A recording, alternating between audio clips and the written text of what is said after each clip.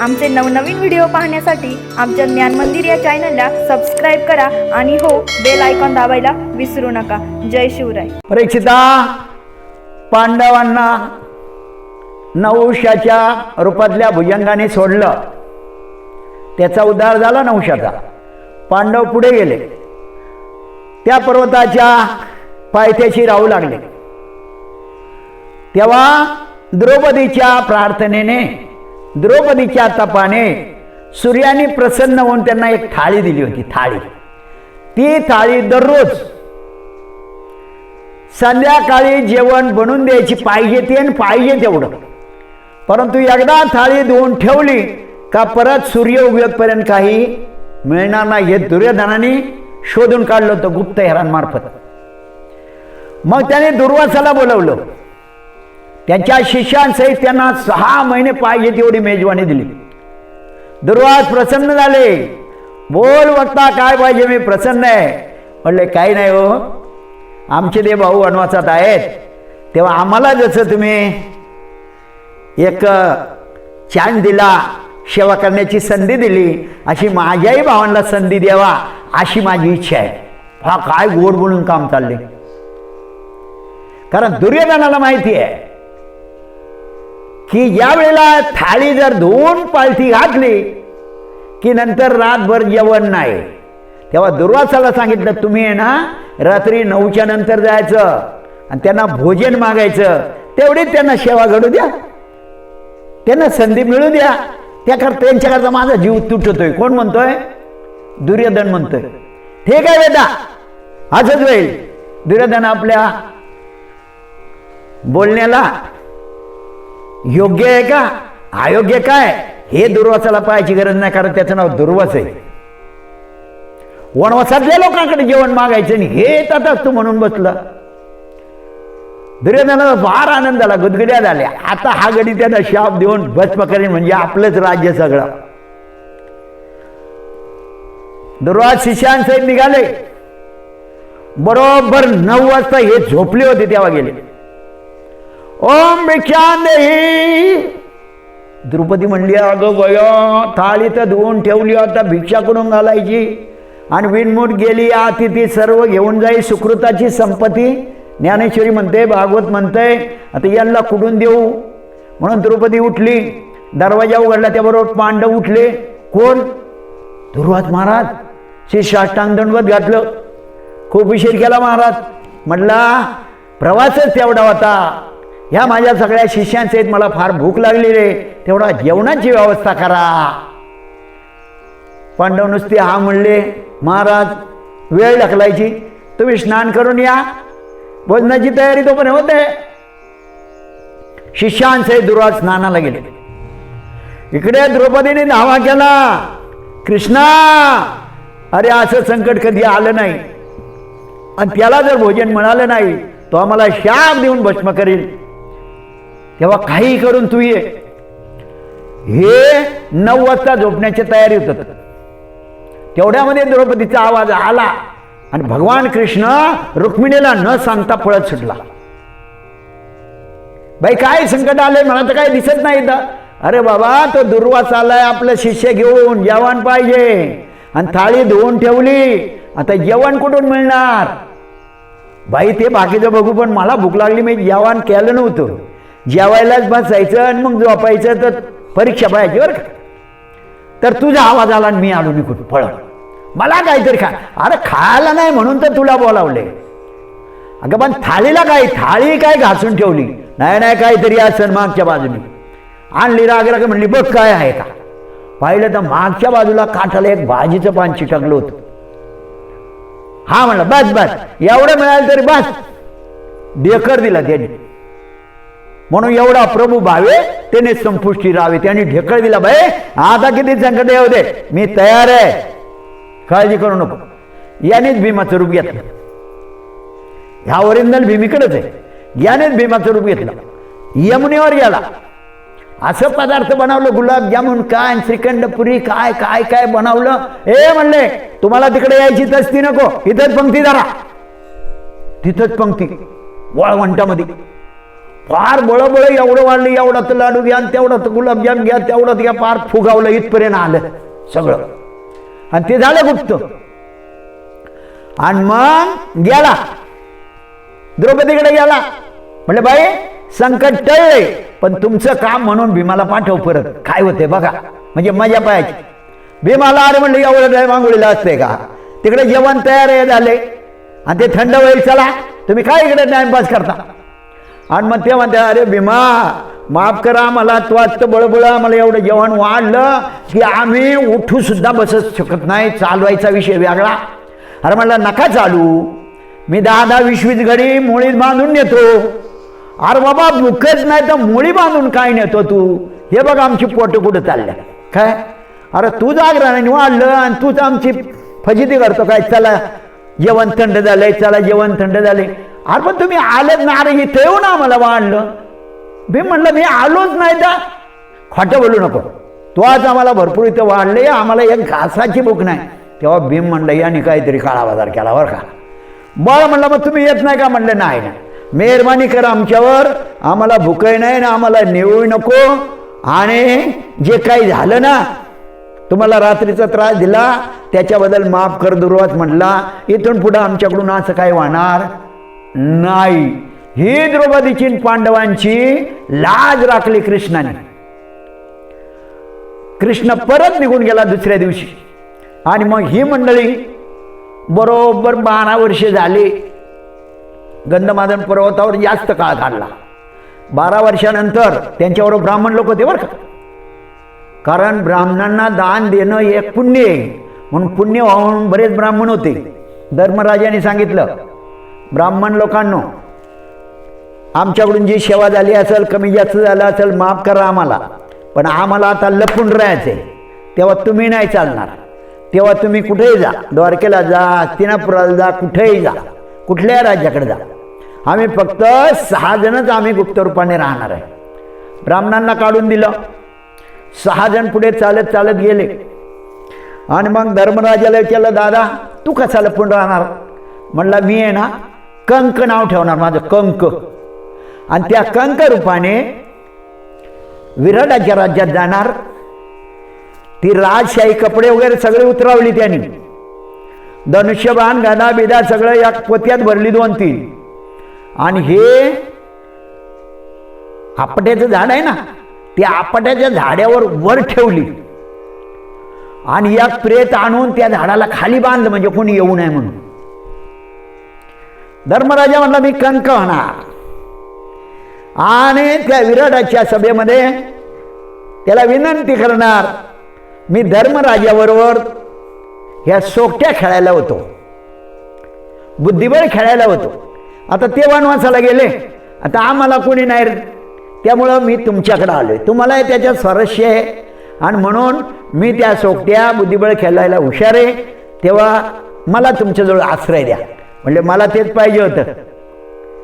बरं झालं तू आला, मला जोडीदारच नाही तसा बुद्धिबळ खेळणारा. अशा प्रकारे रूप घेतला आणि तो गेला. भीमाला विचारलं अर्जुनाने तू काय होणार. भीमदादा तू काय होणार. म्हणला मी आहे ना बल्लव होणार. बल्लव म्हणजे बल्लव म्हणजे काय. बल्लव म्हणजे आश्चर्य. त्याने भाला मोठा असा पाळा म्हणजे चाटू घेतला, खांद्यावर घेतला आणि गेला आतमध्ये. राजा म्हणला कोण. म्हटला मी आहे ना पांडवांच्या घरी आचार्य होतो, आता ते गेले वनवासाला, आता कोणाचा स्वयंपाक करायचा. तेव्हा मला वाटलं विराट राजा सात्विक आहे, चांगला आहे, आपल्याला आश्रय देईल तो, म्हणून मी आलोय. कुठलाही पाक करायला माझा हात धरणारा अजून कोणी नाही. तुम्हाला पाहिजे तर मी परीक्षा देतो, काय बनवायचं सांगा तुम्हाला बनवून दाखवतो.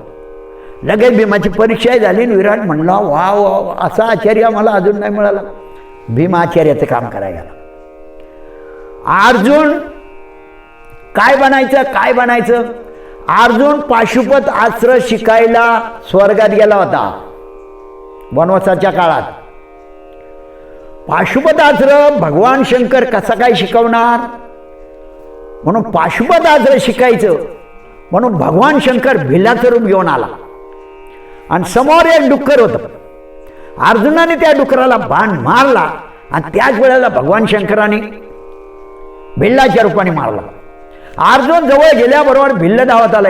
म्हणला तुझ्या बाणांना डुक्कर नाही मिळालं, माझ्या बाणांना डुक्कर मिळालं, ते माझं आहे. दोघांची झाली भांडणं आणि दोघांचं झालं युद्ध. युद्धामध्ये त्या किराटाला म्हणजे त्या भिल्लाला हरवलं. मग शंकराने आपलं रूप दाखवलं. अरे तू पाशुपत अस्त्र शिकवण्याच्या लायकीचा आहे का नाही, म्हणून मी भिल्ल बनून आलो होतो आणि म्हणून तो भांडण केलं तुझ्याबरोबर. म्हणून ज्ञानोबराय सांगतात, जेने संग्रामी हरूचिन तिला, निवांत कवचाचा ठाव फेडिला, तो पवाडा केला गंधर्वाशी. दुर्योधनाला गंधर्वानी बांधून चालवलं होतं. बांधून चालल्यावर धर्मराजा म्हणला, अर्जुना अरे कसा केला तर आपला भाऊच आहे तो. नाही ना म्हणला, त्यांच्याबरोबर वनवास भोगितोय आपण, एवढं हालत्याने दिलं, जाऊ दे ना बांधून नेऊ दे. नाही ना म्हणलं, ते आपलं खाजगी भांडण आहे. जिभेचं दाताचं खाजगी भांडण वेगळं, पण दातात भाजीचं जर पान अडकलं तर जिभेला सहन होत नाही. भांडणं असतात पण आपसात भांडणं नसतात. कळलं का? असं ते आपसात भांडणे आपली, पण गंधर्वानी बांधून नेलंय दुर्योधनाला. कसा केला तर आपला भाऊ आहे. आणि मग भीम आणि अर्जुन जाऊन दुर्योधनाला सोडून आणलं. कर्ण पळून गेला होता, दुःशासन पळून गेला होता, पण दुर्योधनाला मेल्यासारखे झालं. म्हणला मला आता राज्यात जायचं नाही, वैर्याने आम्हाला सोडवा, काय इज्जत आहे का आमची. पण बळत मामाने गोड बोलून बोलून न्याला. आता आपण इकडे का शिरलो होतो? पाशुपत अस्त्र शिकवण्याकरता स्वर्गात गेला. इंद्राने मुलगा म्हणून त्याचा सत्कार केला. इंद्राने त्याच्याकडून बरीच युद्ध करून घेतली तिथं राक्षसांबरोबर. अर्जुन जिंकला आणि मग अर्जुनाने इथंच राहावा बऱ्याच वर्ष, म्हणून एका उर्वशीला सांगितलं, याची सेवा कर, याला इथंच गुंतून राहील तुझ्यापाशी, असं कर. उर्वशी गेली मेकअप करून, लाली बबरू काबरू आणि काय लिपस्टिक लावून गेली. अर्जुनाजवळ लगट करू लागली. अर्जुन म्हटला, हे असं चालायचं नाही, तर मी मृत्यूलोकामधला माणूस आहे आणि हे इंद्रपुरी आहे, इंद्र माझा बाप आहे, आणि तू हे काय करती? नाही म्हणले, तुझ्या बापानेच सांगितलं.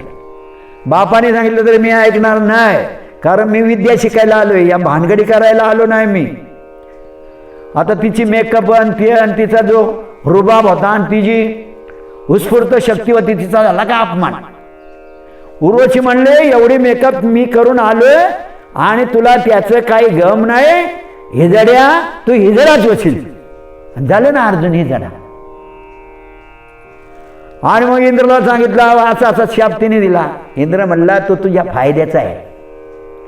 इथून गेला का, आता नाही म्हणणार तू, इथून गेला का गुप्त रूपाने राहायचं ना, अज्ञातवास, मग तू हिजडा वशील, तुला ओळखणार नाही का बरोबर, म्हणजे तुझ्या फायद्याचं आहे ते. हा म्हणला, हे ठीक आहे. शिक्षण पूर्ण झालं. अर्जुन आला, गंधमादन पर्वतावर भेटला आणि मग तिथून हे विराटाच्या राज्यात निघाले. धर्मराजा गेलाय कंक म्हणून, भीम गेलाय बल्लव आचारी म्हणून. मग आता अर्जुनाने हिजड्याची कपडे घातली ना अर्जुन गेला. राजाने विचारलं, तुम्ही कोण? म्हटले, मी ब्रह्नडा आहे. ब्रह्नडा असं काय नाव आहे ब्रह्नडा? म्हणले, मी नाच गाणं शिकवते. तुझ्या पत्नीला तुझ्या मुलीला मी चांगलं नाच गाणं शिकवील. म्हणले, ठीक आहे झाला. आणि तुझ्या बायकोची सेवा करीन. त्याच्या बायकोचं नाव सुदेशना.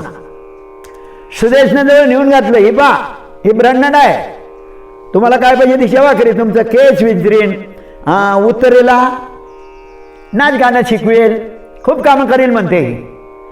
मग सुदेशने जवळ ती राहील. कोण? द्रौपदी. कुठल्या नावाने? सौरंद्री. नंतर नकुल गेला. सहदेवाने विचारलं, तू काय करणार?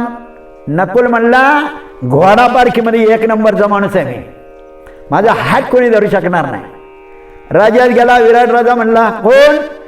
म्हणला, मी पांडवांचा घोडेपारखी होतो, पण पांडवांना वनवास झाला त्यामुळं मी तुमच्या आश्रयाला आलो. तुमचा रथ घोडे असे एकाच चढ एक मी शोधून तुमच्या रथाचं निवडून ठेवेल. ज्ञानोबराय म्हणतात, गरुडाच्या सारखे कातले चारी अर्जुनाचे रथाला असे घोडे होते. अशा घोड्यांचा बारकी मी आहे. राजा म्हणला, ठीक आहे आम्हालाही गरज होती. नंतर सहदेव राहिला. सहदेवाला विचारलं तू काय होणार? म्हटला मी आहे ना गाई राखण्यामध्ये असा गवळी बांधला, वर एक गमछा बांधला, शर्ट काढून टाकलं, गेला राजासमोर. राजा म्हटला कोण? म्हटलं मी पांडवांच्या गाई राखत होतो. कुठली गाईला कसा बैल झाला पाहिजे, कुठली गाईने किती दूध दिलं पाहिजे, कुठल्या गाईची काय इच्छा आहे ते मला सगळं समजतं. ठीक आहे म्हणले, आम्हाला गरज होती. तो गेला गायीकडं, हा गेला घोड्याच्या बागेत, हे सगळे आपापली कामं झाली. त्याच्यामध्ये या सुदेशनेचा भाऊ किचक, त्या किचकाच्या ताब्यात राज्य होतं. राजा नावाला होता, कारण त्याची शक्ती एवढी अफाट होती ना, त्यांनी कौरवांना हरवलं होतं यांना. त्या किचकाची नजर द्रौपदीवर पडली. आपल्या बहिणीला सुदेशनेला म्हणलं ताई ही कोण ग? म्हणली ही आहे ना द्रौपदीची वेणीपणी करायला होती, आणि ते पांडव वनवासाला गेले आणि द्रौपदी गेली, आणि म्हणून ती आपल्याकडे आली, इथं आश्रय मिळेल म्हणून. म्हणलं फार सुंदर आहे ना का ताई ही बाई? म्हणली हा, पण तू असल्या काय भानगडी काय करू नका, तू निघून जा, कारण तो दुष्टच होता. एक दिवस ताईकडे सुदेशनाकडे आला. म्हणलं ताई मी तुमचं राज्य सांभाळतो, नाही तर राजाचं लक्ष आहे का राज्यावर? एवढ्या सगळ्या लोकांनी अतिक्रमण केली, पण मी होतो म्हणून राज्य वाचलं तुमचं. तेव्हा कसे करून तिला माझ्याकडे पाठवणार? बरं म्हणली प्रयत्न करील. एक दिवस सुदेशना म्हणते सौरंद्री अगं तो मेला किचक माझा भाऊ आहे ना, त्याला दारू लागते, आणि दारू संपली त्यामुळे तो म्हणला कोणाला तरी पाठव. मग द्रौपदी म्हणली दुसरं कोणाला पाठवा? नाही दुसरं कोणीच नाही इथं, आणि त्याचा आग्रह आहे का सर्वंद्रीलाच पाठव म्हणून. तेवढे जा. म्हणली अहो एवढे नोकर चाकर मला कशाला पाठवता? नाही नाही तो आमची दाशी आहे का नाही? मग सांगितलेलं काम केलं पाहिजे. ही गेली दाशी होऊन ते दारूच्या बाटल्या घेऊन. दारूच्या बाटल्या घेऊन गेल्यानंतर त्याने युद्ध होता तिथं बोलावलं आणि लागला अंगलगट करू. द्रौपदी म्हणले दुष्टपणा करू नको, मी एकटी नाही, माझे मालक गंधर्व आहे, कधी तुझा खात्मा करतील कळायचं सुद्धा नाही, म्हणून तू आगीशी खेळू नको. किचका म्हणला पाहून घेईल मी, मला सगळे लोक घाबरतात की विराट राज्याचा सेनापती किचक, त्याच्या एवढी शक्ती कोणाला नाही. तुझ्या गंधर्व मालक काय करतात मला कुठे त्याचा पत्ता नाही, ते येतील का नाही तुला कोण सोडू शकत नाही. शेवटी तो काय ऐकत नाही, कशी तरी निसटली. राणीला म्हणली याकरता मला पाठवलं काय? सुदेशना म्हणली अगं तू दाशी आहे, दाशीला सांगितलेलं काम करावं लागेल, त्याला तर दास म्हणतात. मग तशीच गेली रात्रीची भीमाकडं. म्हणली बांगड्या बारा बांगड्या, तो धनुर्धर एक, तो झालाय छक्का, आणि तू झालाय आचारी, आणि तो किचक यांचा प्रधान माझी इच्छा करतोय. त्याला मी सांगितलं माझे मालक गंधर्व आहे, तर म्हणला मी गंधर्वाला मानित नाही, तेव्हा मला जीव देण्याशिवाय गत्यंतर नाही, तू काय करतो? मी म्हणलं अगं मी जर किचकाला मारलं ते कौरव म्हणतील हे विराटाच्याच नगरीत आहे, कारण किचकाला मारणारा भीमाशिवाय दुसरा कोण नाही, आणि जर काही ओळख झाली आपली तर परत 12 वर्षे वनवास, परत 1 वर्ष अज्ञातवास, म्हणून मी काय करतो? द्रौपदी म्हणले काय होईल ते होईल, वनवास पण करू, पण मी कोणाला शरण जाणार नाही, नाही तर तुम्ही बांगड्या भरण्याच्या लायकीची आहे. आजचा दिवस पाहायचा, शिरसलामत तो पगडी 50. आणि मग भीम म्हणला असं कर, त्याला जाऊन भेट आणि त्याला सांग मी तयार आहे, पण कोणाला न कळता. जी नृत्यशाळा आहे ना, म्हणजे नाच गाणं शिकवायची, त्या नृत्यशाळेमध्ये पहिल्या खोलीमध्ये मी अगोदरच जाऊन बसेल, आणि मग तू सगळे झोपले का ये, असं त्याला म्हणून ये.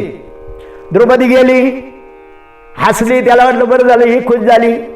तोही हसला, म्हणला मला माहिती आहे तू एक दिवस राजी होशील म्हणून, पण म्हणली असं कर आज रात्री नृत्य शाळेमध्ये मी जाऊन बसेल, आणि तू ये ना गपचिप सगळे झोपल्यावर यायचं, कोणाला आवाज नाही करायचा. म्हणलं चालेल चालेल. आणि मग काय रात्र झाली, मग हा दारू प्याला किचक. द्रौपदी नाही गेली, भीम गेला साडी नेसून, मस्त पलंगावर बसला याचा बुरखा घेऊन, लाईटी बंद केल्या होत्या, किचक गेला आणि तो बुरखावर काढला. मला माहिती होतं तू येणार. माझ्यासारखा पुरुषार्थ कोणात आहे का? तुझ्या गंधर्वमध्ये आहे का? बघ माझी ताकद. अशा प्रकारे तो किचक जेव्हा झोंबला, द्रौपदी समजून भीम उठला आणि असा उचलून टाकला. तिकडं अर्जुनाला सांगितलं होतं, त्या खोलीत बाजूच्या तू असणार आहे, आमच्या लोकांची झटापटीचा आवाज कोणाला येऊ नये म्हणून तो मृदुंग घे आणि जोपर्यंत याचा प्राण जात नाही तोपर्यंत बंद करू नको. भीमाची आणि किचकाची पहाटपर्यंत उलथापालथी झाली. हा त्याला उचलून टाकायचा, तो त्याला उचलून टाकायचा, डान डान डान आवाज व्हायचा. पण ह्या अर्जुनाने ब्रह्मडेच्या रूपामध्ये असा मृदुंग वाजवला, बोटामधून रक्त यायला लागलं. पण किचक वध झाल्याशिवाय मृदुंग बंद करायचा नाही, भीमाने सांगितलंय. जेव्हा शेवटचा पहाटे 5 वाजता उचलून टाकला आणि असा पूर्ण फुटला तो किचक. आणि मग भीमाने आवाज दिला, बास कर आता. अख्ख्या बोटातून रक्त गळत होतं अर्जुनाच्या, म्हणजे ब्रह्मडेच्या. आणि मग तो किचक उचलला आणि वेशीवर असा उभा केला बाजून भीमाने. झाले जिकडे तिकडे, जसं काही झालंच नाही. सकाळी लोक उठले, अरे बापरे, सेनापतीचा वध, सेनापतीचा वध, सेनापतीचा वध. सगळे सुदेशना आली, माझ्या भावाचं काय झालं? आणि ही सौरंद्री सांगतच होती, माझं मालक गंधर्व आहे, त्याला समजून सांग नाही तर त्याचा खात्मा करतील. हिनेच काहीतरी केलं. राजा म्हणला, हिनेच काहीतरी केलं. मग याला जे सरनाव घालायचं ना, हिला सुद्धा त्याच्याबरोबर जाळायचं. कोणाबरोबर? किचकाबरोबर. सगळी तयारी केली. त्या किचकाचंही नाव अनुभव, ह्या कौरवांसारखं त्यांनी सगळी तयारी केली. प्रेत मानलं, हिला बी धरून चालवलं द्रौपदीला, म्हणजे सौरंद्रीला. ते पेटावलं का हिला वरून टाकून द्यायचं. भीम यांच्या सुगाव्यावर होता. भीम म्हटला, द्रौपदीला जाळायचं काय? भीम जो इकडून पळत गेला आणि एक झाड उपटलं आणि त्या 99 किचकांना खलास करून टाकला. हा राजा तर काही पाहणार नव्हता. आता किचक गेला, किचकाचे भाऊ गेलं, आता त्यांची बहीण गळ काढीत होती. सौरंद्री म्हणली, हे तुला मी सांगितलं होतं, भावाच्या प्रेतावर गळ काढावं लागतील, त्याला काही समजून सांग. बोलले होते ना मी? म्हणली, बोलली होती तू, पण मला काय माहिती एवढं विकोपाला जाईल वाद म्हणून. म्हणले, आता भोगा फळ. कौरवांना कळालं किचक वध झाला, किचकाला दुसरा मारणारा कोणी नाहीये. आणि गुप्तहेर खात्यातर्फे त्यांनी माहिती मागवली होती. ज्या राज्यात सुफलाम सुजलाम असेल, गायी खूप दूध देत असतील, धरणी माता खूप पीक देत असेल, तिथेच पांडव आहे. कोण म्हटला? भीष्माचार्य, द्रोणाचार्य म्हटले. आता तो पुरावा पाहून आले, सुजलाम सुफलाम विराटाचं राज्य आहे, गायी भरपूर दूध देतात, धरणी खूप पीक देते. पण यांची ही रूप पाहिले, हो, कोण खरं मानेल? नावं बदली केली, कामं बदली केली. अशा प्रकारे इथंच असतील पण ओळखत नाही. मग आपण काय करू? त्या विराटाच्या गायात चोरू. त्यावेळेला त्रिगर्तांनी विराटाच्या राज्यावर आक्रमण केलं. विराट राजा आपलं सैन्य घेऊन तिकडे गेला त्रिगर्ताला शासन करायला, तिकडून जिंकून आला. पण तोपर्यंत कौरवांनी त्यांच्या गायी चोरल्या. त्याच्यात भीष्माचार्य, द्रोण, कृपाचार्य, अश्वत्थामा, दुःशासन, दुर्योधन सगळी होती. गायी चोरल्यावर गुराखी सहित आला. कोण? सहदेव. राजा राजा गायी चोरल्या. तेव्हा त्याचा मुलगा होता तो उत्तर म्हणला, बापा तर गेलाय तिकडं त्रिगर्ता बरोबर युद्ध करायला आणि इथं मी एकटा आहे. त्या ब्रह्मडेला म्हणला, मी सुद्धा फार शूर आहे, कौरवांची ताकद ना माझ्या पुढे तग धरायची, पण मला सारथी नाहीये. सारथी नाही तर जाऊ कसा?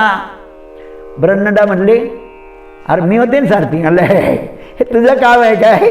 ते नाच गाणं करायचं आहे का? सारथ्याचं काम तुझं आहे का? अरे म्हणली, तुला काय करायचंय? सारथ्याचं काम केलं म्हणजे बास ना.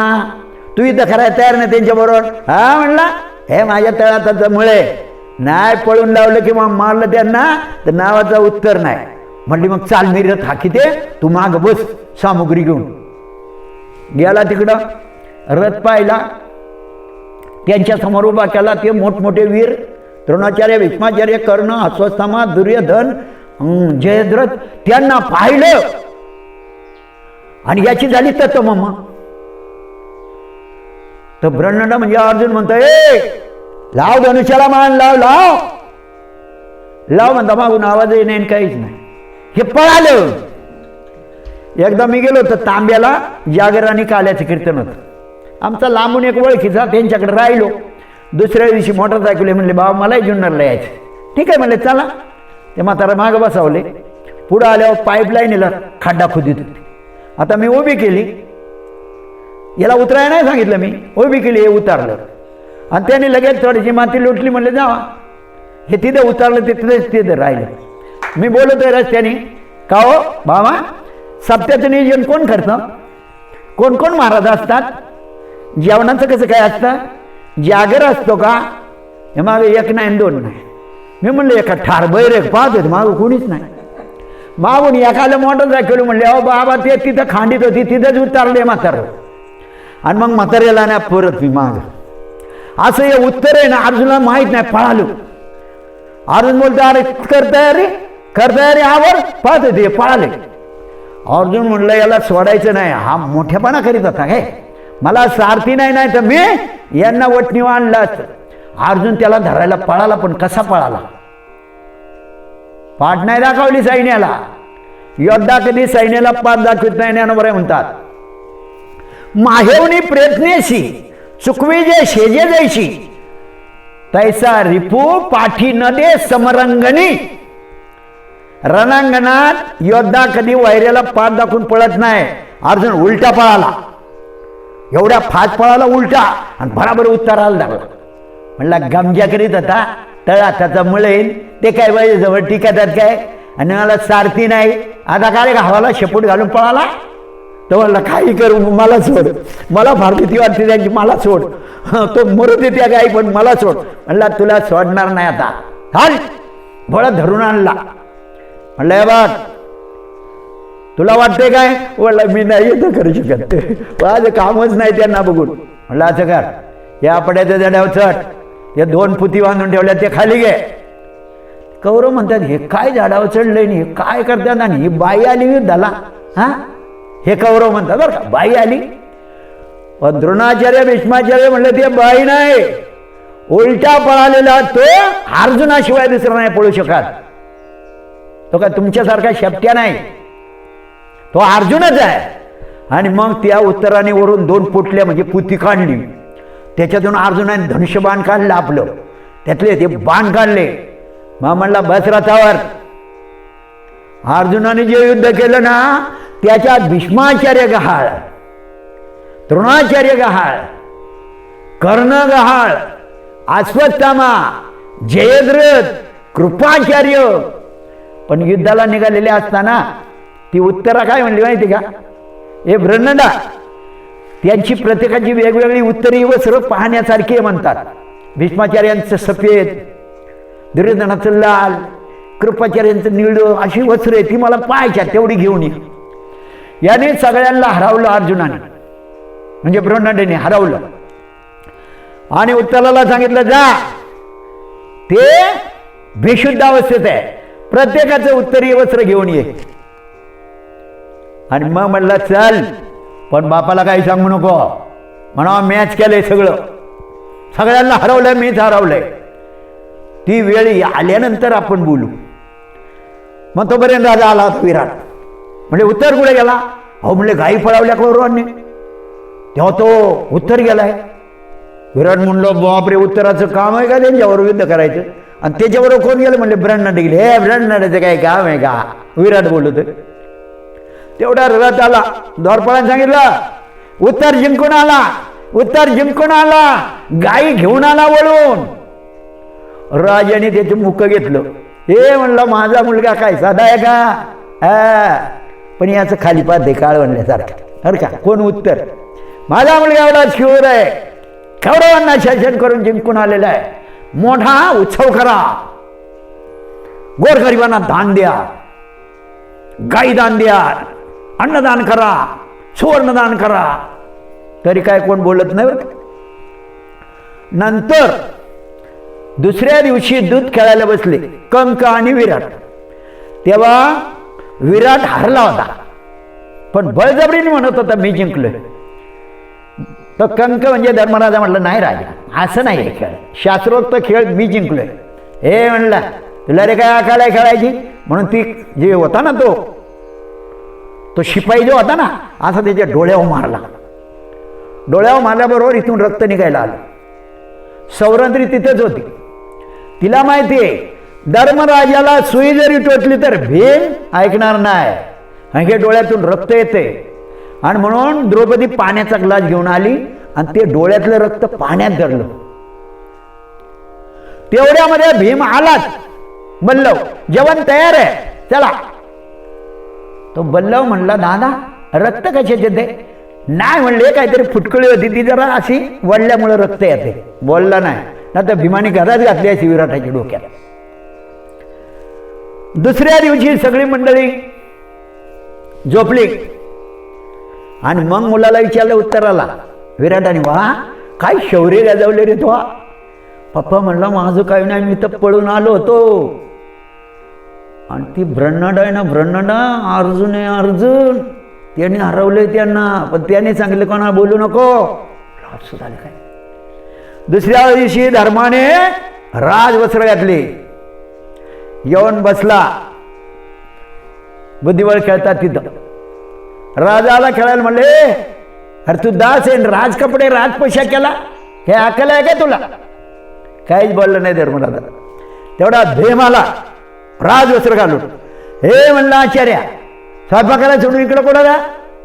तो राजांच्या खुर्चीत बसला. धर्मराजा राजाच्या खुर्चीत बसला.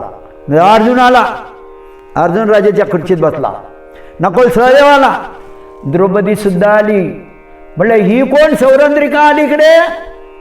आणि मग उत्तर म्हणला बाप्पा अरे हे दास नाही, हे दूत नाही, हा तुझ्याबरोबर बुद्धिबळ खेळत होता धर्मराज आहे. अरे बापरे म्हणला कालच त्याच्या डोळ्यावर कोडी फिकून मारली मी आणि रक्त काढलं मी.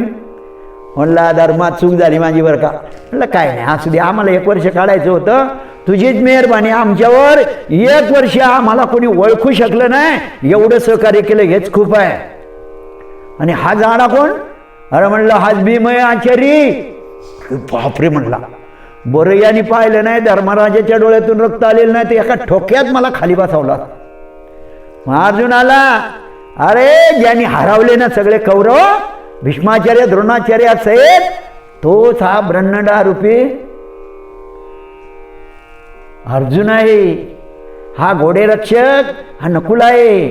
हा गाय वळणारा गोपाळ हा सहदेव आहे. आणि सौरंद्री आहे ना ही द्रौपदी आहे. मग राजा तर दंडवतच घालायला लागला. पांडवांना आपण काम करून घेतलं, पांडवांना राबून घेतलं आणि पांडव होते. आणि म्हणून भीमाने त्या किचकाचा वध केला. म्हणला माझे ऐकत नव्हता तो, मनमानी राज्य करायचा, बरा झाला संपावला. आणि मग पांडवांना म्हणले क्षमा करा, माफ करा, आमच्याकडून काही चूक झाली असेल, तुम्हाला काही कमी पडलं असेल. म्हणले कमी बिमी काय पडलं नाही, पण तुमच्या खातीर आणि तुमच्याच राज्यात आम्ही सामावू शकतो. तुमचंच राज्य चांगलं आहे, तुम्ही आम्हाला वर्षभर सांभाळलं, हेच आमच्यावर झालेले उपकार आम्ही फेडू शकत नाही. मग म्हणले एक काम करा, या उत्तरेला तू शिकवलं, ब्रह्मरूपाने नाच गाण्यात शिकवलं, एवढी तरबेज केली. कारण मुलाचं नाव उत्तर आणि मुलीचं नाव उत्तरा. तेव्हा आमचा विचार आहे सोयरीक करू, अर्जुना तुला ही मुलगी देतो. अर्जुन म्हणला राजा अरे या मुलीला तुझ्या मुलीसारखं माझ्या शिकवले आणि तिच्याबरोबर मी लग्न करणार. शिवाय वयाचा खूप फरक आहे, ती कुमारी आहे, मला घरी 2 बायका आहेत, सुभद्रा आहे, द्रौपदी आहे, ती उलुपी चित्रंगी आहे. तेव्हा मी सांगतो म्हणून माझ्या अभिमन्यूला तुझी मुलगी दे. आणि मग त्या उत्तरेचं अभिमन्यूचं लग्न केलं. मंडळी जेव्हा आली आणि एका रानामध्ये चांगली जागा पाहून तंबू ठोकले. द्रुपद राजा आला, केके देशाचा राजा आला, विराट सैन्य घेऊन आला, काशी राजा आला, पांडवांचं 7 औक्षणी सैन्य झालं. आणि मग याने दूध पाठवला जाऊन सांगा आम्ही बरोबर 12 वर्ष वनवास, 1 वर्ष अज्ञातवास झालेलं आहे, पूर्ण आमचं आयुष्य वर्ष भरलेलं आहे, तेव्हा आमचं राज्य आम्हाला द्या. दुर्योधनाला सांगायला आला. धृतराष्ट्र म्हणला, दुर्योधना ते माझ्या भावाची मुलं आहेत, खरं राज्य त्यांच्या बापाचं आहे, तेव्हा त्यांचं इंद्रप्रस्थ त्यांना देऊन टाक, आपलं राज्य आपल्याला आहे. नाही, युद्ध केल्याशिवाय सुईच्या टोकावर राहिली एवढी माती मी देणार नाही, जरी माझी माती झाली तरी. त्याला म्हणावा, धर्मराजाला म्हणावा, भिकाऱ्या तुझ्या ताकद आहे का उभं राहायची, आणि युद्धाशिवाय तर मी तुम्हाला राज्य देऊ शकत नाही. भीमाला म्हणावा, अर्जुन खादाडा काय खायला मिळालं का नाही उपाशी अजून. अर्जुनाला म्हणावा, अरे हिजडा झाला तू हिजडाच आहे, तुझी ताकद आहे का, आणि ते नकुल सहदेव का आमच्याजवळ टिकावं धरतो. परत जाऊन सांगितलं, शिष्टाई करणारा परत जाऊन सांगितलं, त्यांची भाषा फार पुढची आहे, ते काय बऱ्या बोलाने आपल्याला राज्य देणार नाही. मग भगवान कृष्ण आले, त्याला सगळं कळायचं कुठं काय चाललंय. न सांगता धुमाकळो येते अंतर, विश्वे विश्वंभर परिहारचिन लगे, परियानावर आवरितावरी अवसान त्या घडी एकी पुर देत नाही. काय उन्यामध्ये येते ठेविल्या ठाई, पोटा आलो तई पासून या समर्थे, परियानावर आवरितावरी. किंवा पत्रिकेचा बघे, बहुकान दृष्टी ऐके देखना, पुरवणी या ज्यांना उरलंच. त्याला खूप कान आहे, त्याला खूप डोळे, आपण तो कोण पाहते, पण सगळं पाहत होतो. तो आला, म्हणला बरं झालं मी आलो वेळेत, बरं झालं कृष्ण आला. शिष्टाईला एक धाडाला होता दूध, पण त्याला दुर्योधनाने अपमानित वागणूक दिली, शिवाय त्याला सोडावलं. द्रोणाचार्यांनी सोडवलं नाही तर त्याचा तो दंड देऊन शासन करणार होता.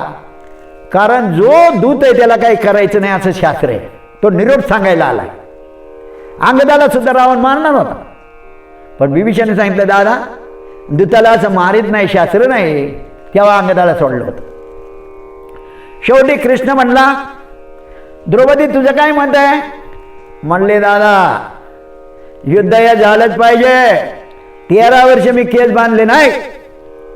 भीमाची प्रतिज्ञा आहे, दुर्योधनाच्या मांडीवर माझी कौमुदी गदा रक्ताची हळद लावून बसेल.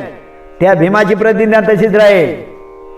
दुःशासनाने या हाताने धरून द्रौपदीला ओढीत आणलं, तो हात मी उखडून टाकेल आणि त्याच्या छातीचं लव म्हणजे रक्त मी पिळेल आणि त्याच रक्ताने हात भरून द्रौपदीच्या केसाला चोळेल. तेव्हा द्रौपदी बुचडा बांधेल. माझे केस मोकळे आहेत याचा विचार कर. भीमाची प्रतिज्ञा खोटी होऊ नये याचा विचार कर.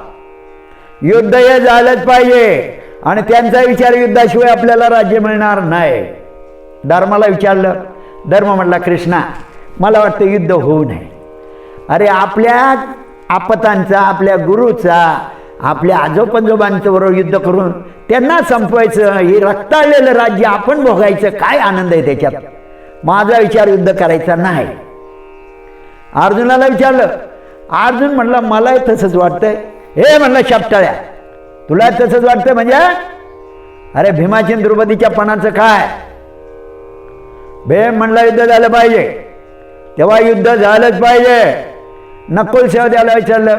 म्हणले, आता द्रौपदी आणि भीमदादा काय म्हणतोय तसं होऊ द्या. मग कृष्ण म्हणला, मी जातो शिष्टाईला. कृष्णाला चांगला सत्कार केला. जलाशय निर्मिली, रस्त्यानी सावलीचे मंडप बनवले की कृष्ण सुद्धा आपल्या बाजूसारखंच बोलावं म्हणून.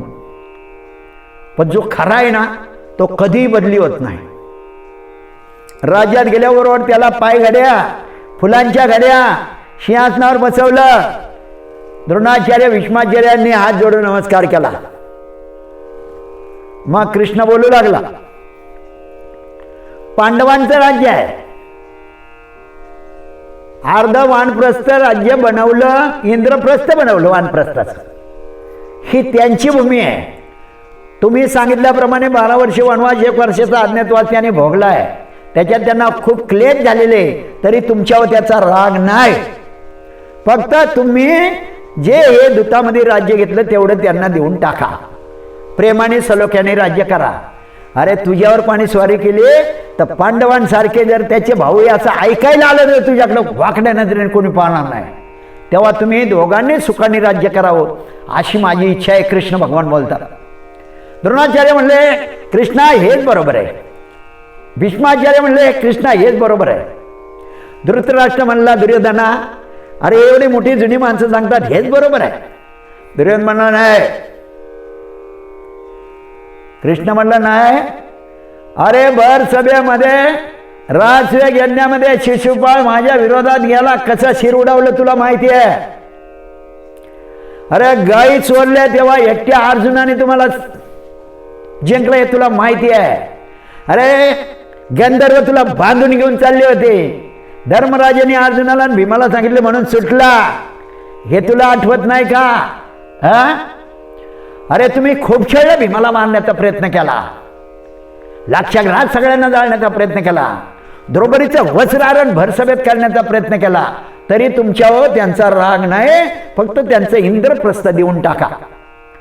दुर्योधन उठला म्हणलाय तू दूत आहे म्हणून सोडला नाही तर तुलाच शासन केलं असतं. तू असा त्यांच्या बाजूने बोलतो का. तुला मी कुठून पायघड्या घातल्यात, अन्नाचे पाण्याचे सुगंधी जल ठेवली आणि तू त्यांच्या बाजूने बोलतो काय. म्हटलं मी फक्त खऱ्याची बाजू घेणार आहे, मला नात्याचा आणि सोयऱ्याचा काही संबंध नाही. ज्याच्यावर अन्याय झाला त्याची बाजू घेणार आहे.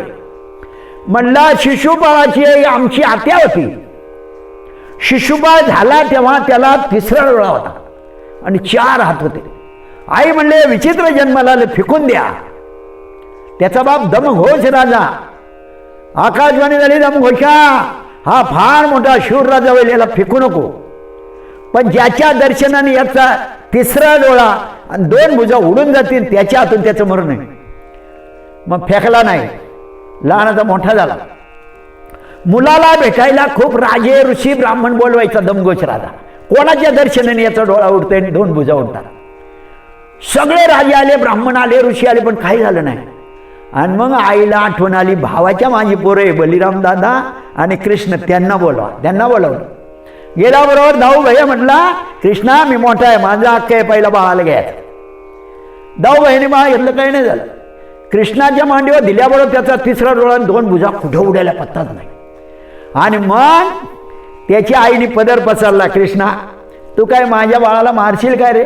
म्हटलं का, मी कशाला तुझ्या बाळाला मारील. अरे नाही, याला तिसरा डोळा 2 भुजा जास्त म्हणून आम्ही फेकायला चाललो तेव्हा आकाशवाणी झाली दमघोष राजा हा मुलगा शूर वीर होईल, राजा होईल, याला फेकू नको. पण ज्याच्या दर्शनाने याचा 1 डोळा 2 भुजा उडून जातील त्याच्या हातून त्याचं मरण आहे, म्हणून तुला पदर पशीर दे. माझ्या बाळाला तू मारणार काय रे, आत्याच्या मुलाला मारणार. म्हटलं नाही आत्या, मी कशाला मारील. अरे पण अशी आकाशवाणी झाली ती काय खोटी आहे का. म्हणलं आत्या त्याने त्याच्या इज्जतीत राज्य करावं. माझ्या धर्माच्या पालनाच्या मध्ये बलिराम आला तरी मी त्याला सोडणार नाही, तर तुझ्या मुलाला काय.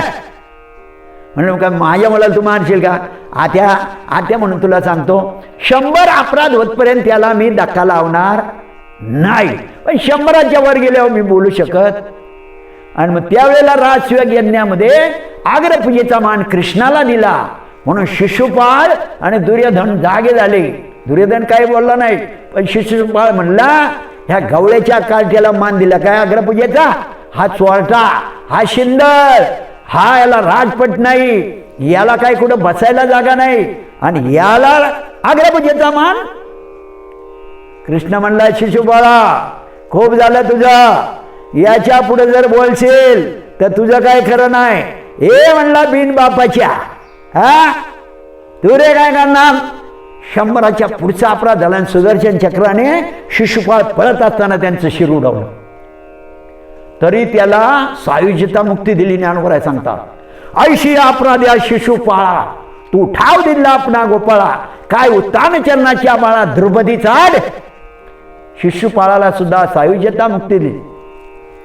असं धर्माच्या कामाकरता मी अवतार घेतलाय, त्याच्यात कोणी लुडबुड केली तर त्या तुझ्या मुलाला सुद्धा सोडणार नाही. असा भगवान कृष्ण सांगतोय. दुर्योधना शब्द सांभाळून वापर. दुर्योधनाने सगळ्या शिपायांना ऑर्डर केली, काय बोलतोय हा माझ्या जवळ येऊन. माझ्या राज्यात येऊन काय बोलतोय? जेव म्हटलं तर म्हटलं मला जेवायचं नाही. म्हटलं का जेवायचं नाही? म्हटलं ज्याला भूक असेल त्याने जेवावं, मला तर काही भूक नाही. काय?